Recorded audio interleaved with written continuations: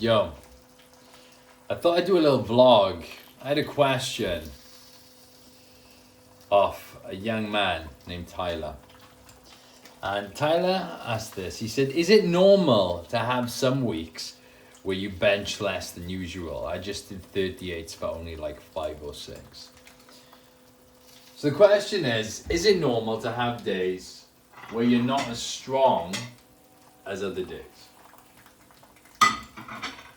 And the answer is yes. The question as to why this has happened is to be explored. But this is a very normal thing. To have weeks where you can't lift as much, where you can't lift for as many reps, where you can't run as far, where you just don't have it in you to keep up that standard you feel you've reached.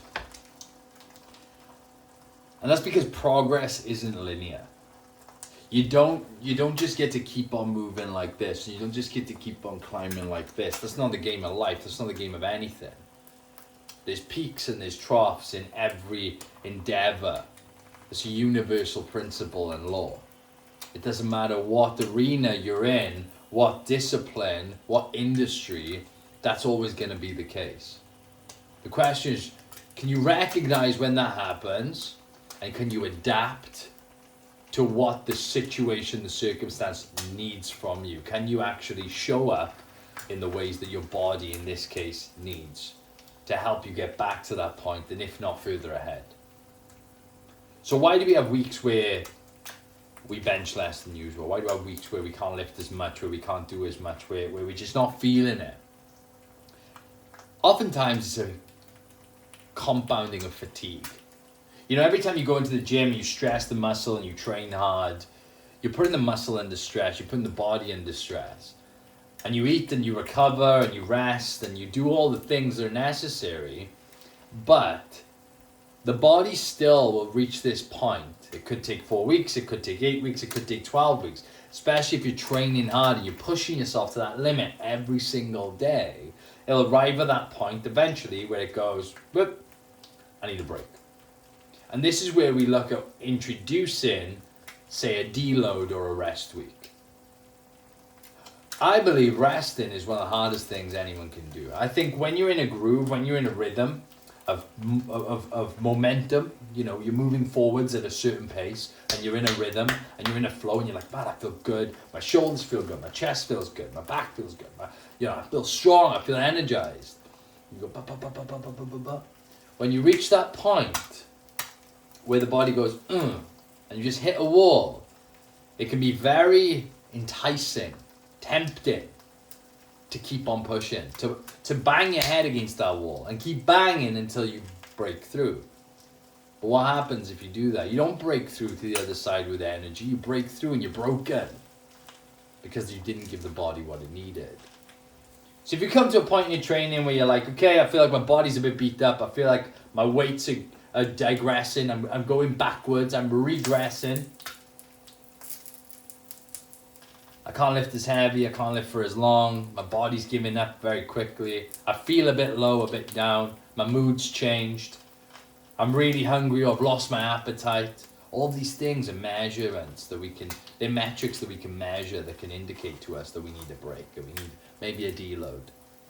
Whether you have a deload or a complete rest depends on the situation, depends on how bad the circumstance is, how bad you're feeling it, how fatigued you are. In this case, where Tyler's saying, you know, I did 38s for like 5 or 6. If those 5 or 6 were a lot harder than 5 or 6 would normally be, then maybe you need a deal or maybe you need a rest. It depends on how the rest of the workout's going, you know. But you got to consider giving yourself that week, sometimes 2 weeks, depending on how fatigued you are, to recover, get back to 100% so you can keep on climbing. And what it feels like all of a sudden when you stop and you go, man, a rest, and you even consider that when you're on this trajectory of moving forwards, this forwards momentum, you're building. It feels like you're taking 20 steps back. You're like, man, I wouldn't just got into a flow. I've been doing this now, you know, the last 8 weeks have been great. But you got to honor the body. And if you do, that step back you take will set you up for 4 steps forward. If you don't, 2 more steps forward will set you back 20 steps. Because that's it's the natural way things happen. If you don't give yourself what you need now, eventually you'll be forced to give yourself what you need. But it's not going to pay you the same way. You'll take longer to recover. You'll make less progress afterwards once you're recovered. And the timeline will start to stretch instead of compressing. So what's a deload? A deload is when we continue to train the body, same exercises, same movements. We don't change any of that, but we significantly decrease the volume. We significantly decrease the intensity. And we strip things down to really nice and simple, nice and easy. So if you're used to going at 80, 90%, maybe even 100%, you strip that down, you go 40, 50%. You go in, you do maybe 1 or 2 sets on a couple of movements.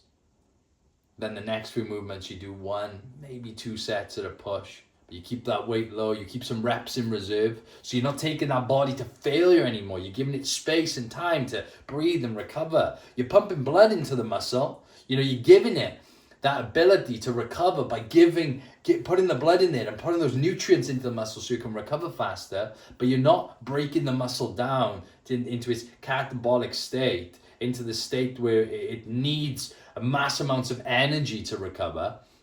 You're just lightly, gently pushing it to fill with blood, to engorge, so that you can promote that recovery, right?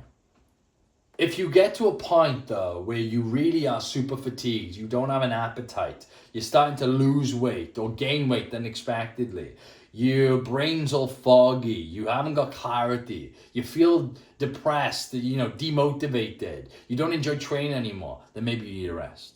Maybe you need to take a week off. You just take a week, you do nada, man. Go for a light walk, maybe. Just get out, get some fresh air, but you don't train, you don't stress the body, you give the body the space to recover. And in those moments when you're deloading, when you're in a complete state of rest, if recovery is the goal, then you've got to keep eating too. You can't drop those calories to try and compensate so that you don't gain any weight. So the body's not going to gain weight if you just do the same thing. If you keep on giving it those good nutrients that you've been giving it while you've been training hard, then you're going to get a return on that investment.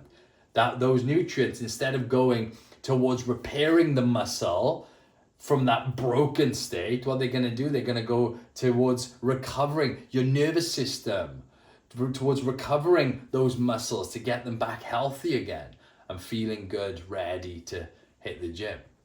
And then you've got to gauge, it's personal, you've got to gauge how long you need to rest, how long that deload needs to last.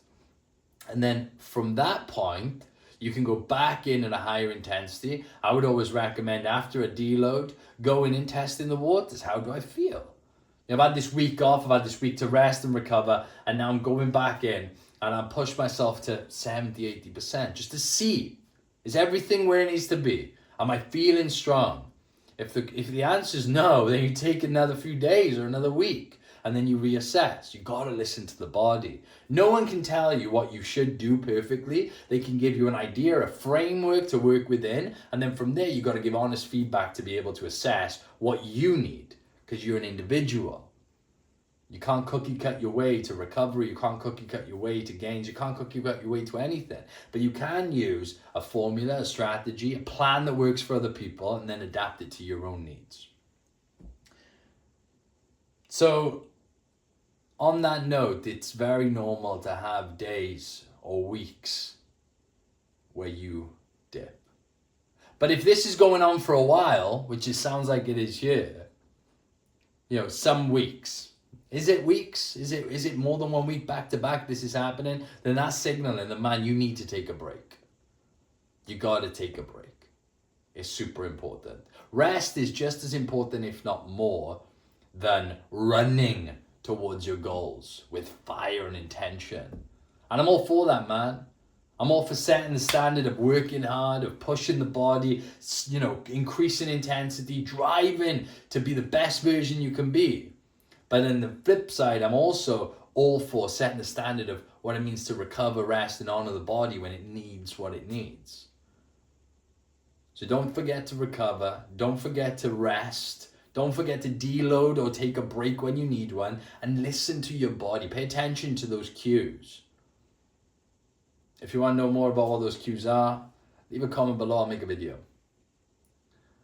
Hope this has helped. Keep training hard. Don't get down when this happens. It's a natural thing. Keep on going.